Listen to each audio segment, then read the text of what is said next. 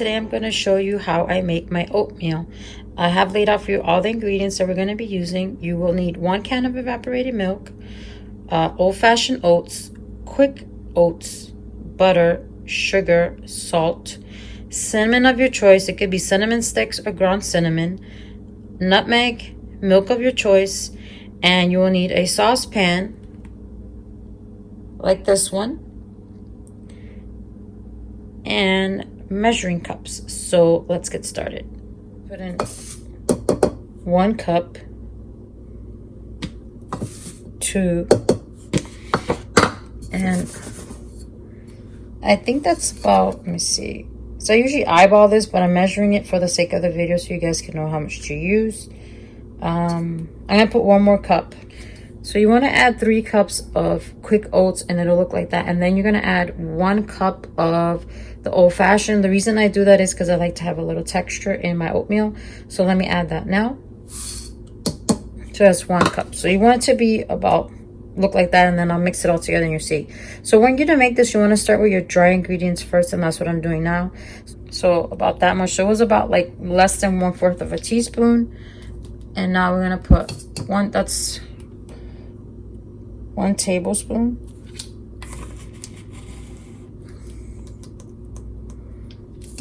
I'm gonna put 2. Usually I measure with my you know, the big spoon that you have in your dinnerware. I use that. So I'm gonna put 1 more because I think it needs 1 more. So it's about 3 tablespoons.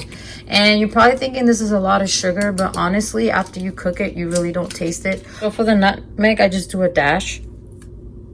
That's all you really need. About that much cinnamon. Just mix it all together, and by mixing it together, I know if I need to add more oatmeal, if I need to add, you know, like what's missing, because I do this by eye. I don't have a specific measurement. Like looking at this right now, there's too many old-fashioned oats in it for me, so I'm gonna add more quick oats to it because I like there to be more quick oats than the old-fashioned. The old-fashioned is just in there to give it a little more texture, but the sugar and the salt ratio and everything else looks good. So I'm just going to add another cup of the quick oats. So this is like the consistency that I like before I add the liquids. So that was 4 cups of the quick oats, 1 cup of the old-fashioned, and I will have the recipe down below, but I adjusted it accordingly for you guys. So just check the description box. So now we're going to add the liquid. So now you're going to pour in your entire can of evaporated milk, and that is 12 ounces. And then what I like to do is I just take my milk and I fill it up, I think 3 times, and then I just pour it in there. So let's do that now.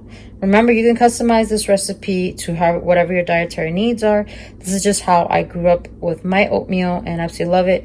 The only difference is that I'm not adding the lemon zest that my grandmother used to add, and she didn't put old-fashioned oats because back then they only had 1 type of oats, honestly. So let's just pour the milk in. So that's 1, 2, 3. So you want to fill the can 3 times. So it's a 1-to-3 ratio. And then as this is slowly cooking down, I do sometimes need to add more milk. It just depends. It's always different. So now I'm going to put in the butter and mix it up, and then we'll put it on the stovetop. So now we're going to put in 2 pats of butter, which is the equivalent of 2 tablespoons. And it seems like a lot, but it's going to slow cook, and it's going to really cook in the oats, and it's going to give it a nice buttery taste to it. So I mixed it up and I put it on number 2. So you want to put it on a low heat and let it cook. It's going to take anywhere for an hour to maybe 2 hours. I'll put a lid on it in a minute, and I will come back once it's done and show you the final product. This is the hour check-in on the oatmeal. It was a little dry, so I added about another 1/2 cup of milk. And that's something you want to do, is keep checking it. And if you want it to be a little drier, then obviously don't add more milk. But I added more milk because I want it to be creamier and I want it to not be so dry.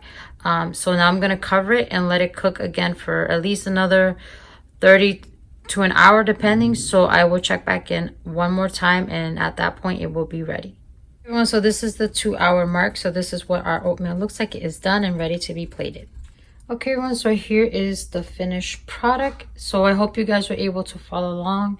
I will have the recipe in the description box. And let me know in the comment section if you want me to make anything else in my kitchen. So I hope you guys are having a wonderful day, and I will talk to you later. Bye.